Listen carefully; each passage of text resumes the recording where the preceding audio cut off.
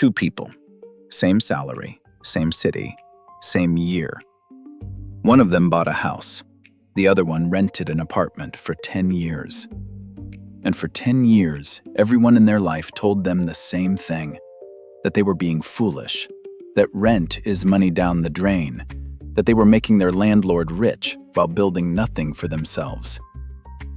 10 years later, one of these two people is tens of thousands of dollars wealthier than the other. And I want you to guess which one, right now, before we go any further. Go ahead, picture it. You already think you know, and there's a very good chance you're wrong. Because the answer flips depending on things almost nobody stops to check. And the single most repeated piece of money advice in the entire English-speaking world turns out to be one of the most misleading. You've heard it your whole life. Rent is throwing money away. Why pay your landlord's mortgage when you could be paying your own? Get on the property ladder before it's too late. Your parents said it, a realtor said it, a well-meaning friend said it at a barbecue.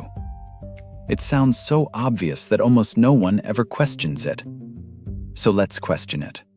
Because here is what that little phrase quietly hides. When you buy a house, you are also throwing money away. Every single month. You just can't see where it goes, because it doesn't leave in one clean payment with the word rent written on it. Buying versus renting was never wasting money versus building wealth. That's the lie. The truth is that they are two different machines, and both machines quietly burn money you will never, ever get back. And this isn't just an American trap. It's everywhere the language is. In the United States, it's rent is dead money. In the United Kingdom, it's get on the ladder. In Australia and Canada, it's the great national obsession with the property market. Same slogan, same cultural pressure, same flawed piece of reasoning pushing millions of people toward the biggest financial decision of their lives, without ever teaching them how to actually check it. So let's open up both machines, side by side, and look at what each one truly costs. Because the one that wastes money and the one that builds it are a lot closer than you've been told. And figuring out which is right for you comes down to a number you can calculate in about 10 seconds. Start with the mistake almost everyone makes when they compare the two. They line up the rent against the monthly mortgage payment. Rent is $2,000 a month. The mortgage is $2,000 a month, so buying must be the smart move, right?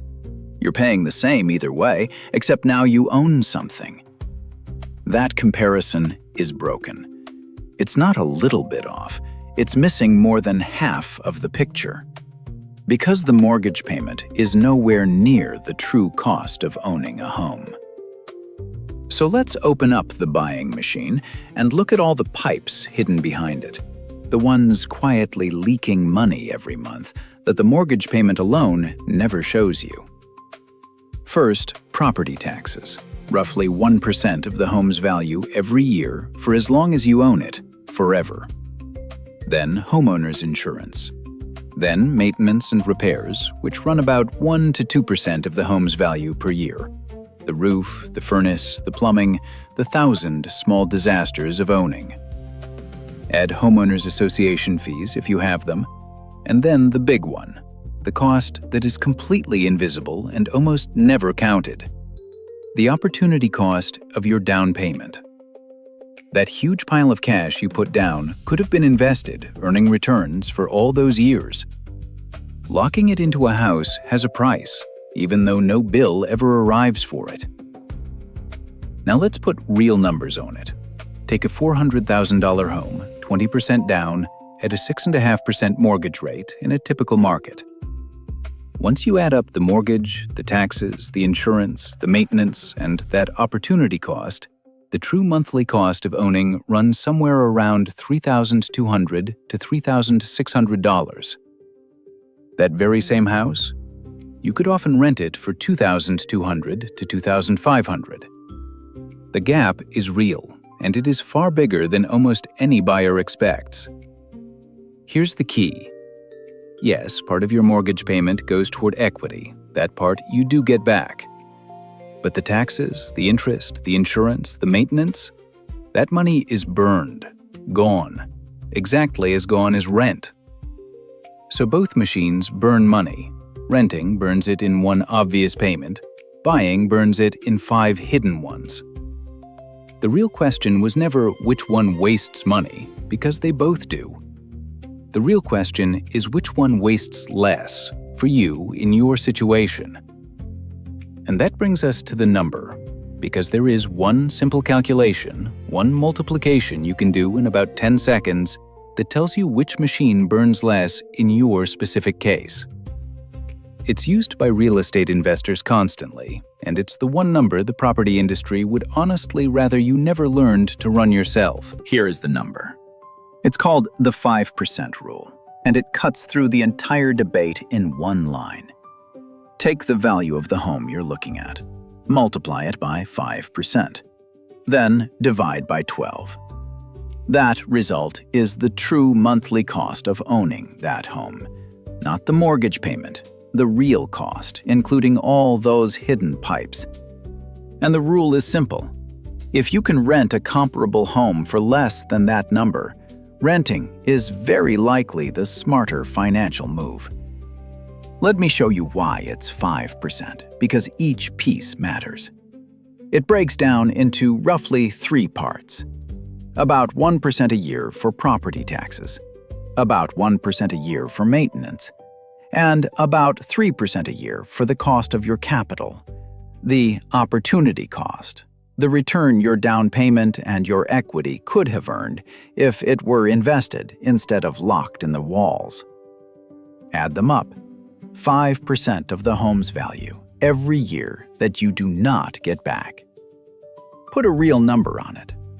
A $500,000 home costs you roughly $25,000 a year in pure, unrecoverable costs, a little over $2,000 a month before a single dollar of mortgage principal counts as yours.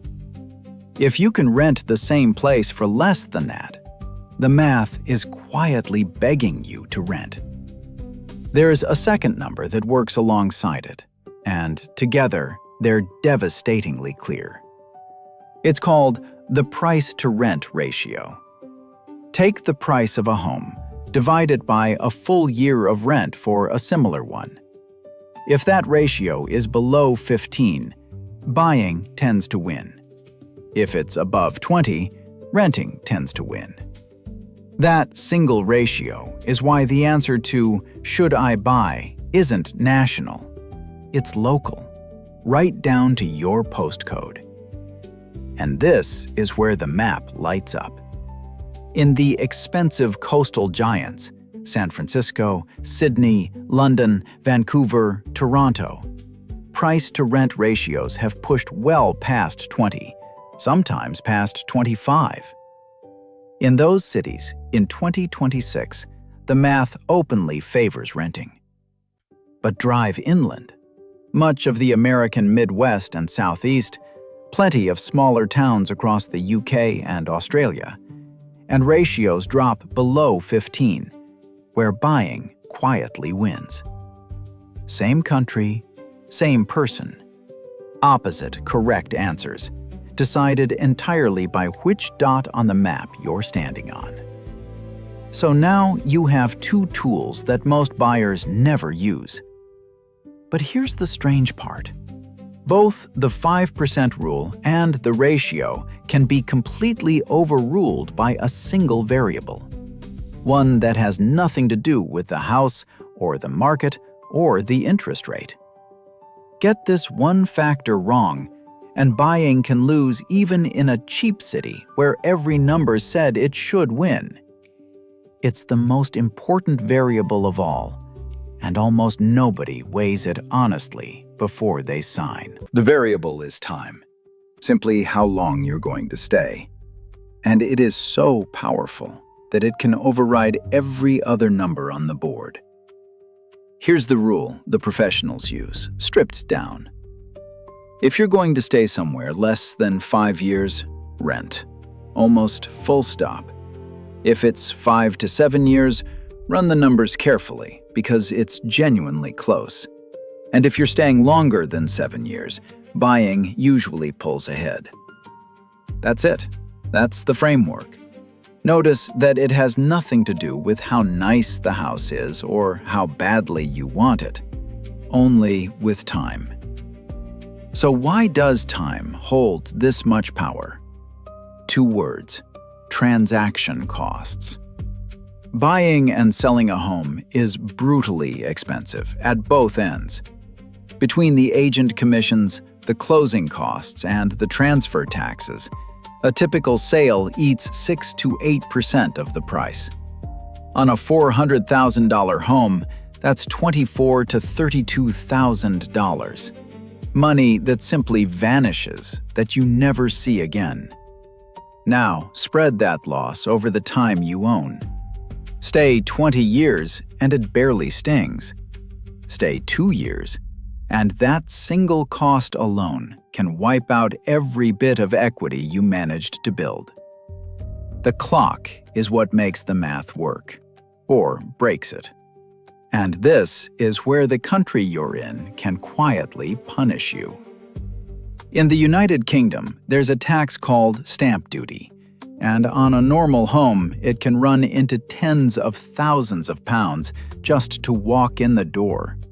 That's a transaction cost so large it can lock you in place, and it stretches the time you need to stay before buying makes any sense at all.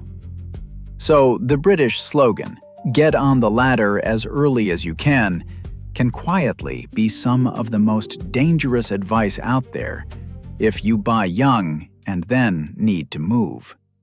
Because there's a hidden asset sitting on the renting side of this whole equation, one that never shows up on a spreadsheet: mobility. A renter can move for a better job, a promotion, a cheaper city, a fresh start, in 30 days with nothing to sell. Over a career, the freedom to chase a bigger paycheck without a house chaining you down can be worth tens of thousands of dollars all by itself. The buyer trades that freedom for stability. Sometimes that's a great trade. Sometimes it's a cage. So for most people, in most cities, staying under 7 years, renting genuinely wins on paper. But I need you to notice how much work those last 2 words are doing. On paper. Because renting only actually beats buying if you do one specific thing with the money you save. And the data on real human beings says almost nobody actually does it. The one thing is this: invest the difference. When renting is cheaper month to month, you're saving real money, often $700 to $1,000 every single month compared to owning. On paper, the renter takes that gap and puts it straight into low-cost index funds, year after year. And when you run that math out over a decade, the renter who invests the difference frequently ends up wealthier than the buyer. That's the whole case for renting. It lives or dies on those 4 words. And here's the uncomfortable truth. In real life, most people don't invest the difference. They rent the cheaper place, and then the money they saved just quietly evaporates into a slightly nicer lifestyle. A few more dinners out, a better car, a vacation. Behavioral research is brutally clear on this. The discipline that renting requires is discipline that most people simply do not have. And that single human fact flips this entire debate on its head, because it reveals what buying a house actually is for most people. It was never really the investment everyone claims it is. The long-run return on housing, once you strip out inflation, is honestly mediocre. What a mortgage really is forced savings. Every month, whether you feel like it or not, that payment quietly pushes a little more money into an asset you can't easily spend. It's a savings plan with a lock on it. And for a person without the iron discipline to invest on their own, the machine that looks worse on a spreadsheet is quietly the better one for their actual behavior. That is the deepest secret in this whole topic. For most people, the house was never the investment. The discipline was. Now, let me be completely fair to the buying side, because it holds a genuinely powerful card, and it's one renters love to ignore. Rent goes up. On average, around 5% a year. Picture a rent of $2,000 a month today. At that rate, in 10 years it climbs to over $3,200. In 20, it's a different universe. But a fixed-rate mortgage? That payment never moves. Not in year 1, not in year 30. The buyer locks their housing cost in place and lets inflation melt it down year after year, while the renter's cost keeps climbing forever. Stay long enough, and that alone can win the entire game for buying. So who actually won? The buyer or the renter we started with 10 years ago? The honest answer is the one no headline will ever give you. Because it doesn't come down to one thing. It comes down to three. 3 factors, not one. Get these 3 right, and you'll make a better housing decision than almost everyone you know. First, time. Staying under 5 years, lean hard toward renting. Over 7, buying starts to win. Second, the market. Run the 5% rule and the price-to-rent ratio on your actual city. Above 20, renting is likely smarter. Below 15, buying probably is. Third, and the one nobody admits, discipline. If you're the kind of person who will truly invest the difference every month without fail, renting can quietly build you a fortune. If you're honest with yourself and you know you won't, then buying becomes the forced savings plan that saves you from yourself. Let me make it real with 2 people standing in 2 different cities. Person 1 lives in an expensive coastal metro. Price-to-rent ratio of 26. They're staying about 4 years. For them, the numbers aren't close. Renting comes out ahead by roughly $120,000 over that stretch. Now, person 2. A modest Midwest city, price-to-rent ratio of 13, planning to stay 7 years or more. For them, it flips completely. Buying wins by around $45,000. Same 2 humans, opposite right answers, decided entirely by those 3 factors. So think back to the 2 people we opened with. Same salary, same year, 10 years apart in the end. Who got richer? And now you finally understand the real answer. It doesn't matter whether they bought or rented. What mattered was whether they were in the right market for the right length of time and what they did with the difference. The buyer won if they stayed a decade in an affordable town. The renter won if they invested every spare dollar with total discipline. The house was never what decided it. They were. And this holds anywhere you're standing. Whether it's rent is dead money in America, get on the ladder in Britain, or the property obsession of Australia and Canada. The slogan changes, but the underlying math never does. Time, market, discipline. Those 3 every time. So here's the truth hiding under all of it. The house was never the investment. The discipline was. Renting doesn't build wealth, and neither does buying. You do, or you don't. And the walls around you were never the thing that decided it. The most expensive mistake in housing isn't renting when you should have bought or buying when you should have rented. It's believing a slogan instead of running the numbers and handing the biggest financial decision of your life over to a sentence someone repeated at a barbecue. So tell me below, are you renting or buying right now? And after all this, are you having second thoughts? I read the comments. And subscribe, because next time we take apart another decision everyone thinks they've already figured out. One choice, real numbers, and the part nobody does the math on.